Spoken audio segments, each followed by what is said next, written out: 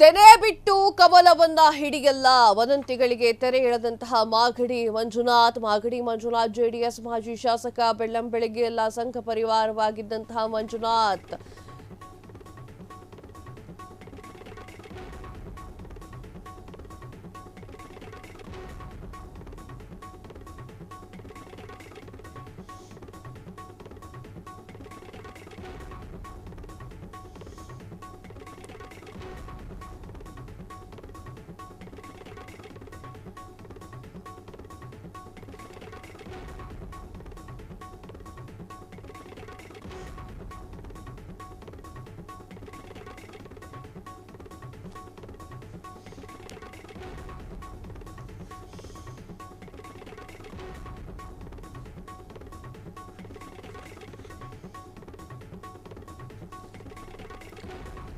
ತೆನೆ ಬಿಟ್ಟು ಕಮಲವನ್ನ ಹಿಡಿಯಲ್ಲ ವದಂತಿಗಳಿಗೆ ತೆರೆ ಎಳೆದಂತಹ ಮಾಗಡಿ ಮಂಜುನಾಥ್ ಜೆಡಿಎಸ್ ಮಾಜಿ ಶಾಸಕ ಬೆಳಗ್ಗೆ ಎಲ್ಲ ಸಂಘ ಪರಿವಾರವಿದ್ದರೂ ಕೂಡ ಅಲ್ಲಿ ಓಡಾಡ್ತಾ ಇದ್ದಂತಹ ಮಂಜುನಾಥ್ ಗಣವೇಶಧಾರಿಯಾಗಿ ಕಾಣಿಸಿಕೊಂಡಿದ್ದಂತಹ ಮಂಜು RSS 100 100ನೇ ವರ್ಷದ ಸಂಭ್ರಮಾಚರಣೆಗೆ ಶುಭ ಹಾರೈಕೆ.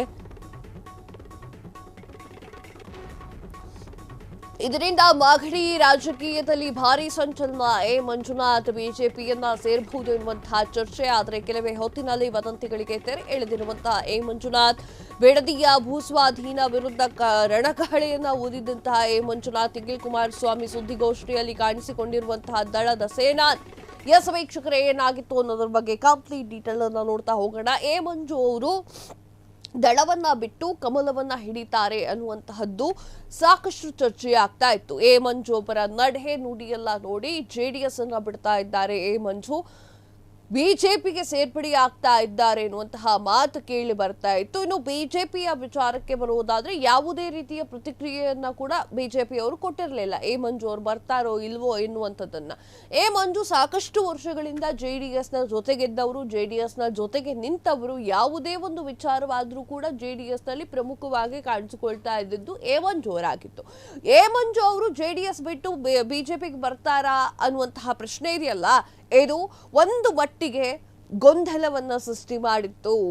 ಅಷ್ಟು ದೊಡ್ಡ ಸೇನಾನಿ, ಅಷ್ಟು ದೊಡ್ಡ ಕಟ್ಟಾಳು, JDS ನ ಕಟ್ಟಾಳು ಬಿಜೆಪಿಗೆ ಬರ್ತಾ ಇದ್ದಾರಾ ಅಂತ ಹೇಳಿ ಕ್ವಶನ್ ಮಾರ್ಕ್ ಮೂಡಿತ್ತು. ಇನ್ನು JDS ವಿಚಾರಕ್ಕೆ ಬರುವುದಾದ್ರೆ ಸ್ವಲ್ಪ ಕುಗ್ಗಿದಂತ 2023 ಎಲೆಕ್ಷನ್ ನಲ್ಲಿ ಕುಗ್ಗಿದಂತಹ JDS ಇವರ ಒಂದು ಅಗಲಿ ಅಂದ್ರೆ ಹೋಗುವಂತಹ ವಿಚಾರವೂ ಅಥವಾ ಬಿಜೆಪಿಗೆ ಹೋಗುವಂತಹ ವಿಚಾರವೂ ಕೂಡ ಅವರಲ್ಲೂ ಕೂಡ ಗೊಂದಲವನ್ನ ಮೂಡಿಸಿತ್ತು. ಇದಕ್ಕೆಲ್ಲದಕ್ಕೂ ಕೂಡ ತೆರೆ ಎಳಿಬೇಕು ಅಂತ ಹೇಳಿ ಮಂಜು ಅವರು ಡಿಸೈಡ್ ಮಾಡ್ಕೊಂಡಿದ್ರು. ನಿನ್ನೆ ನಿಖಿಲ್ ಕುಮಾರಸ್ವಾಮಿ ಅವರು JDS ಪಕ್ಷದ ಕಚೇರಿಯಲ್ಲಿ ಒಂದು ಸುದ್ದಿಗೋಷ್ಠಿಯನ್ನ ಮಾಡ್ತಾರೆ. ಆ ಒಂದು ಸುದ್ದಿಗೋಷ್ಠಿಯಲ್ಲಿ ಮಂಜು ಅವರು ಕಾಣಿಸಿಕೊಳ್ತಾರೆ. ಮಂಜು ಅವರು ಆಗ ಎಲ್ಲದಕ್ಕೂ ಕೂಡ ತೆರೆ ಎಳೆಯುವಂತಹ ಕೆಲಸವನ್ನ ಮಾಡ್ತಾರೆ. ಇಲ್ಲ, ನಾನು JDS ಬಿಟ್ಟು ಹೋಗೋದಿಲ್ಲ, ನಿಮಗೆ ತಪ್ಪು ಮಾಹಿತಿ ಬಂದಿದೆ, ನಾನು ಆ ಥರ ಥಿಂಕ್ ಕೂಡ ಮಾಡಿಲ್ಲ, ಇಲ್ಲಿಂದನೇ ಸ್ಟಾರ್ಟ್ ಮಾಡಿದ್ದು, ಇಲ್ಲೇ ಎಂಡ್ ಮಾಡ್ತೇನೆ ಅಂತ ಹೇಳಿ ಮಂಜು ಅವರು ಹೇಳಿರುವಂತ. ರಾಷ್ಟ್ರೀಯ ಸ್ವಯಂ ಸೇವಕ ಸಂಘ 100ನೇ ವರ್ಷದ ಸಂಭ್ರಮಾಚರಣೆ ಈ ಮುಂದಿನ ವಿಜಯದಶಮಿಯಂದು ಇಡೀ ರಾಷ್ಟ್ರಾದ್ಯಂತ ನಡೀತಾ ಇದೆ. 100 ವಸಂತಗಳನ್ನು ತುಂಬಿದ ಕೀರ್ತಿ ಇಡೀ ಜಗತ್ತಿನಲ್ಲಿ ರಾಷ್ಟ್ರೀಯ ಸ್ವಯಂ ಸೇವಕ ಸಂಘಕ್ಕೆ ಸಿಕ್ಕಿರುವಂಥದ್ದು ನಮ್ಮೆಲ್ಲರ ಹೆಮ್ಮೆ.